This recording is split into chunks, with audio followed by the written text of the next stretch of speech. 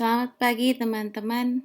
Sekarang sudah di pertemuan keempat dengan tokoh yang lain lagi. Dan kali ini saya akan menjelaskan melalui penjelasan secara lisan meskipun tidak bertemu dengan melalui Zoom gitu ya. Karena berdasarkan evaluasi yang kemarin, sepertinya saya tetap harus memberikan penjelasan karena agak sedikit membingungkan ketika hanya membaca saja. Oke, langsung aja ke topik yang keempat, yaitu dari tokoh Hans-Jürgen Eysenck. Ini adalah tokoh terakhir yang membahas tentang dispositional traits teori. Jadi kita lihat dulu ya. Oke, kita ulang dulu paradigma dispositional trait itu tentang konsep tentang manusia ya. Mereka memandang bahwa manusia itu memiliki kesadaran dan ketidaksadaran, sanggup mengevaluasi performa mereka sendiri dan mengubah sikap. Ingat kemarin dari Alport kemudian Kettle itu menegaskan bahwa sebenarnya manusia itu unik, ada perbedaan individu-individu. Akhirnya mereka kan mengelompokkan kepribadian manusia menjadi beberapa karakteristik atau sifat itu. Yang cukup banyak kemarin kan kalau tidak salah dari Kettle ya, cukup banyak. Oke, nah kali ini Hans-Jürgen Eysenck ini hanya membahas atau hanya membagi menjadi 3 dimensi utama. Kita lihat ya. Oh ya, poin pentingnya lagi bahwa mereka menekankan faktor genetik kepribadian lebih pada tentang sifat yang diwariskan, gitu ya. Meskipun ada perbedaan-perbedaan individunya. Oke, kita mulai dari biografinya dulu. Lahir di tahun 1916 di Berlin, Jerman. Dia memiliki latar belakang di mana kedua orang tuanya bercerai. Kemudian dia harus dibesarkan oleh neneknya pada usia 2 tahun dan mendeskripsikan neneknya sebagai seseorang yang tidak egois, sangat peduli, berjiwa altruistik dan secara keseluruhan terlalu baik untuk dunia ini. Sehingga dia memiliki dua pandangan yang berbeda antara orang tuanya dengan neneknya. Ini yang menjadi latar belakang juga bagaimana Eysenck ini membuat atau merumuskan teori kepribadian ini. Oke, nah konsep teorinya atau pandangan utamanya ya, bahwa sebenarnya pengalaman di lingkungan itu hanya sedikit memberi pengaruh bagi perkembangan kepribadian, sedikit berpengaruh, karena pada dasarnya genetik yang jauh lebih besar. Meskipun lingkungan ada pengaruh, tapi genetik jauh lebih besar. Eysenck yakin bahwa tes IQ tidak akan pernah bisa ditingkatkan secara signifikan. Jadi ada perubahan tapi tidak bisa berubah 180 derajat atau berubah sangat drastis begitu ya. Tapi hanya meningkat sedikit atau menurun sedikit. Karena sebenarnya pada dasarnya menurut Eysenck itu adalah faktor genetik. Jadi Eysenck itu memandang kepribadian itu sebagai keseluruhan pola tingkah laku aktual maupun potensial dari organisme sebagaimana ditentukan oleh keturunan dan lingkungan. Ada keturunan dan lingkungan, ya. Dia tidak melupakan lingkungan tapi dia menekankan pada keturunannya. Inti pandangannya Eysenck ini sebenarnya adalah bahwa sebenarnya ada pengukuran karena harus ada yang bisa mengukur sesuatu. Karena pada dasarnya manusia itu sebenarnya masih belum tahu apa sih yang bisa diukur, apa yang enggak. Tapi Eysenck ini mencoba terus mencari tahu bagaimana caranya mengukur kepribadian. Langkah yang pertama dia lakukan adalah analisis faktor. Kalau kalian ingat kemarin Kettle itu juga sudah membahas tentang analisis faktor. Nah, ini yang dilakukan juga Eysenck bahwa Eysenck ini menganalisis berbagai macam sifat kemudian dihubung-hubungkan. Itu yang disebut analisis faktor. Eysenck mencoba menghindari masalah yang ada dalam penilaian kepribadian dengan menggunakan pengukuran perbedaan individu yang reliable. Jadi nanti kalau kita di akhir topik gitu ya, saya berikan contoh sekilas tentang API gitu ya, Eysenck Personality Index, di mana Eysenck sendiri membuat sebuah alat ukur yang bisa mengukur kepribadian seseorang berdasarkan tadi yang Eysenck sebutkan 3 dimensi utama dari kepribadian, ya. Oke, langsung masuk struktur kepribadian. Nah, ini Eysenck melihat sebenarnya manusia itu terdiri dari berbagai macam tipe. Ada 3 tipe. Manusia itu memiliki 3 tipe, dan setiap tipenya itu memiliki trait sendiri. Traits, ingat sifat tadi. Nah, traits ini sebenarnya memiliki bisa terlihat dari habit kalian. Habit orang tersebut, habit individu itu. Kemudian habit ini lebih spesifik lagi. Kita lihat contohnya ya. Oh, ini contohnya. Nah, tipe yang pertama adalah introversi. Ya, traitnya itu ada 2, keminderan dan kegigihan. Nah, kegigihan ini terbagi lagi menjadi sebuah habit, beberapa habit. Habit yang pertama, rajin mengerjakan tugas sekolah. Kegigihan, habit yang kedua, gemar melakukan hobi. Kemudian menyelesaikan suatu tugas. Nah, ketiga habit ini dispesifikan lagi, rajin mengerjakan tugas sekolah di mata kuliah apa atau di mata pelajaran apa, gemar melakukan hobi yang apa. Nah, dispesifikan lagi. Nah, ini adalah yang disebut dengan struktur kepribadian. Dan setiap orang tidak hanya memiliki ini, ada memiliki tipe-tipe yang lain. Ya. Kita lihat dulu, tipe itu sebenarnya adalah kumpulan dari trait, ya. Trait itu adalah kumpulan dari habit, respon yang saling berkaitan dan memiliki persamaan tertentu, ya. Jadi sebenarnya kalau habit kita bisa melihatnya dari bawah ya. Kita tidak akan bisa menemukan oh dia tipenya ini, enggak. Coba kita lihat dari bawah spesifiknya. Tingkah laku yang secara aktual dapat diamati yang berfungsi sebagai respon terhadap suatu kejadian tertentu sehingga sangat spesifik.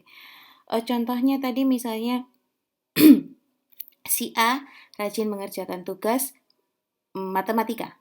Itu adalah spesifik respon. Ya. Kemudian kita tarik lagi.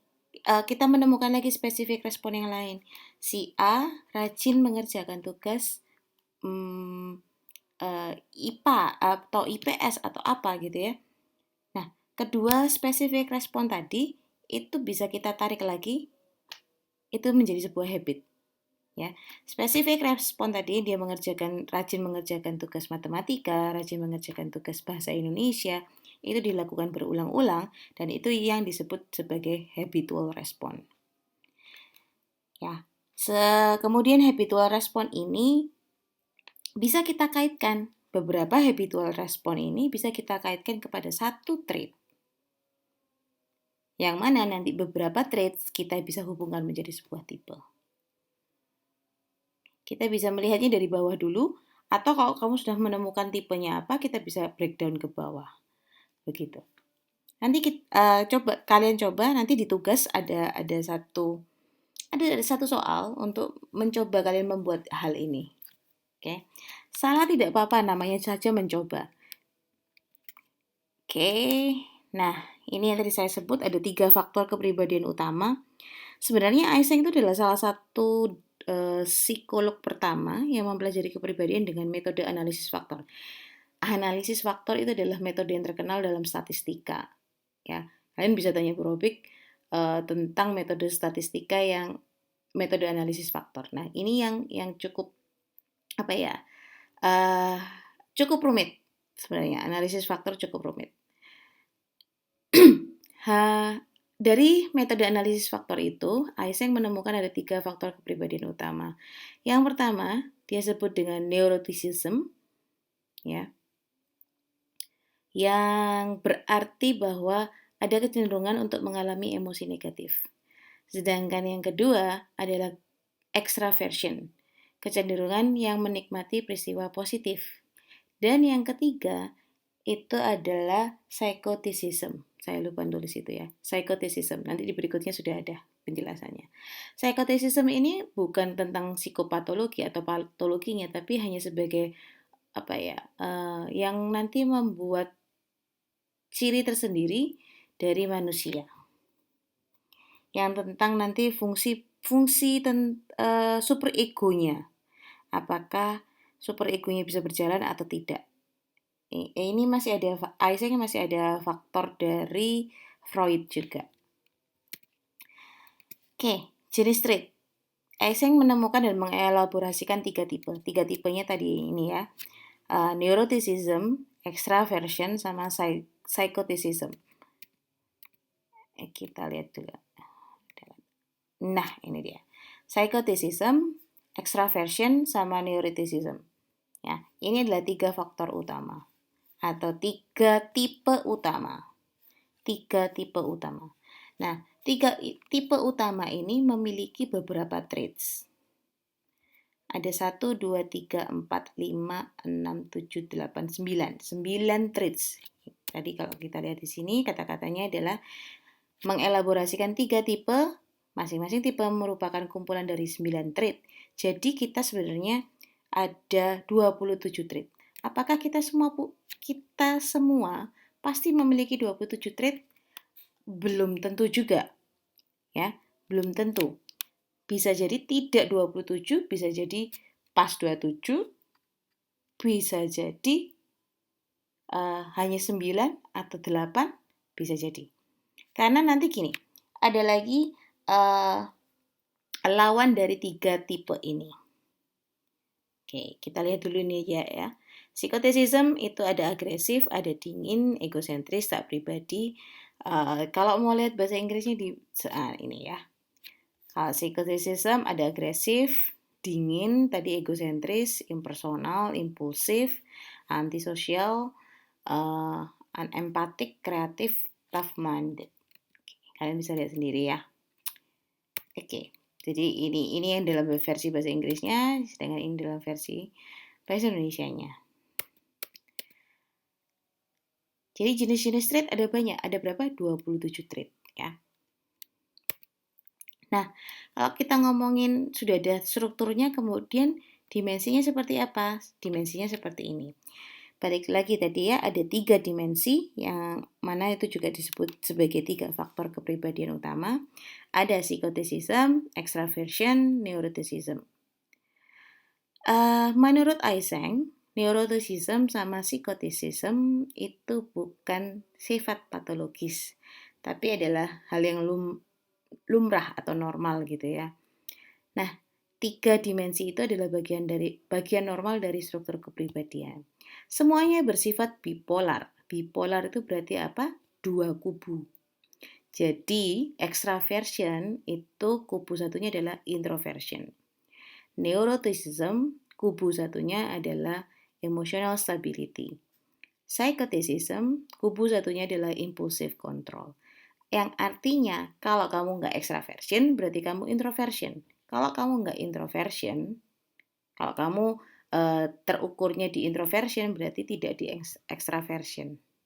Tinggal dilihat yang mana sih yang jauh lebih tinggi. Bukan berarti introversion harus 100% baru disebut introversion. Tidak. Tapi dilihat nilainya yang paling tinggi yang mana. Itu yang kita ambil. Jadi misalnya ya, extraversion ini lebih tinggi. Misalnya nilainya extraversion ini 4, ini 5. Berarti introversion yang jauh lebih tinggi. Gitu. Jadi ini yang disebut kamu memiliki introversion. Nah, kalau kamu misalnya individu itu memiliki skor yang tinggi di 3 dimensi ini, psychoticism, extraversion, sama neuroticism, orang ini memiliki kecenderungan melakukan kriminalitas. Jadi pada dasarnya sebenarnya semua orang itu berada di kurva normal. Kurva normal berarti apa? Berada di tengah-tengah sini. Tidak terlalu condong ke sini, tidak terlalu condong ke sini. Berada di tengah-tengah sini. Ya.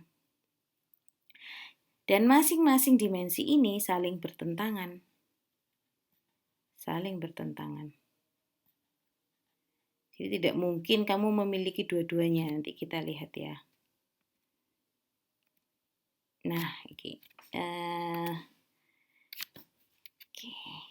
Nah, ini. Ini kan introversion, ini extraversion, unstable sama stable ini tadi. Neuroticism itu unstable, stable ini yang tadi emotional stability. Jadi misalnya kamu tinggi di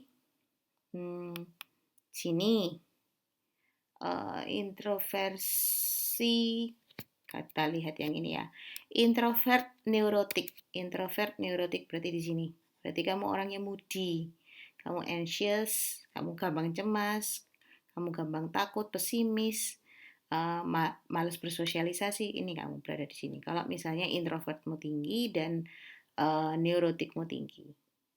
Nah, di penjelasan sebelumnya ini bahwa sebenarnya ketika kombinasi antara neurotik dan extraversion ini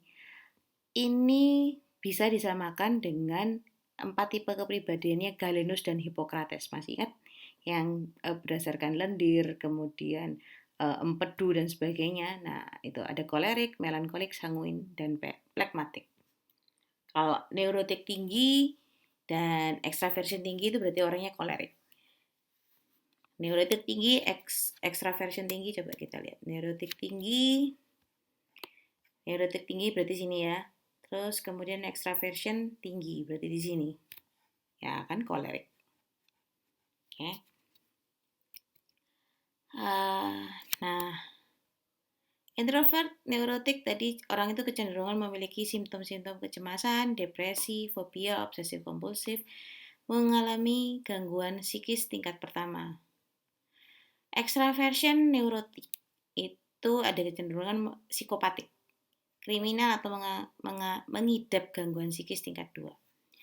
Sedangkan introvert stabilita, berarti misalnya kamu di sini, introvert stabilita berarti kalau kamu di sini, kamu disebut introvert normal. Bukan mengalami gangguan tadi. Atau kalau misalnya extrovert stabil, itu kamu disebut extrovert normal. Normal, extrovert yang normal. Gitu ya. Oke. Ini penjelasannya aja. Jadi ini sudah langsung dua bipolar ya, dua kubu, introvert dan extrovert. Oke. Bisa kalian baca sendiri ini.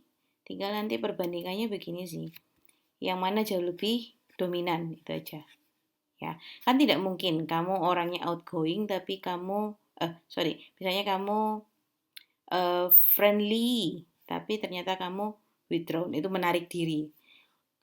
Kamu mengatakan bahwa kamu sosial tapi kamu suka menarik diri. Nah, itu kan bertentangan.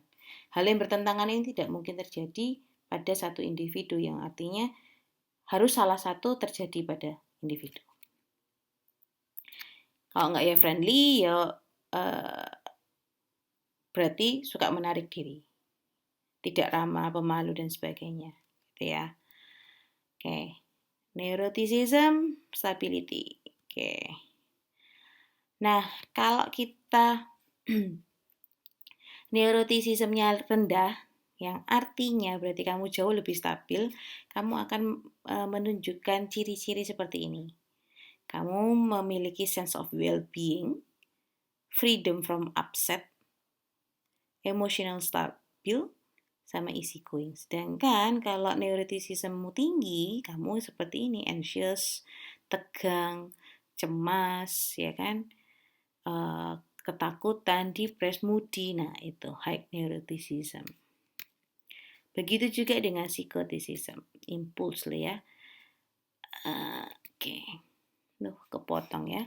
Kalau high psychoticism ini ada ngomongin tentang egosentris, kamu impulsif, kemudian mudah curiga, kadang-kadang tidak mau bergaul sama siapapun.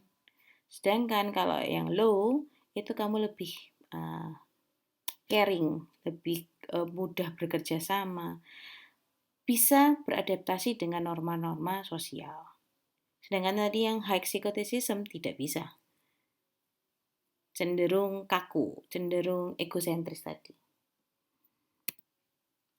Oke, saya agak cepat menjelaskannya supaya tidak terlalu panjang untuk mendengarkan saya berbicara begitu ya. Nanti lebih jelas kalau kepingin tanya langsung di forum diskusi. Nah, kemudian topik yang selanjutnya adalah Eysenck Personality Inventory.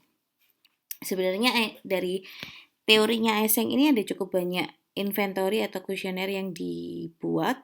Ada 4, ada Motley Personality Inventory, ada Eysenck Personality Inventory, Eysenck Personality Questionnaire, sama Eysenck Personality Questionnaire Revised. Jadi ada versi-versinya ya. Ini contohnya masih menggunakan yang model tadi ya.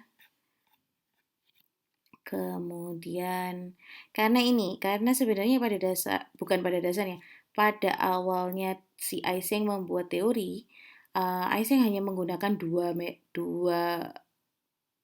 faktor kepribadian, yaitu extraversion sama neuroticism. Makanya yang banyak terlihat adalah yang model seperti ini karena jauh-jauh lebih lama begitu ya. Oke. Nah, ada cukup banyak sih pertanyaannya. Masih ada 1 lembar lagi tapi saya tidak cantumkan. Oke. Perkembangan kepribadian. Sebenarnya kalau Eysenck ini tidak seperti di behavioristik. Behavioristik itu memandang bahwa sebenarnya perilaku bisa dibentuk, sedangkan di trait ini, dispositional trait ini, kepribadian itu sebenarnya pada dasarnya adalah bawaan genetis, hanya dipoles oleh faktor lingkungan. Makanya tadi di awal kan Eysenck bilang bahwa sebenarnya IQ tidak bisa berubah signifikan. Nah, karena hal itu. Oke. Ini kritik terhadap teorinya Eysenck.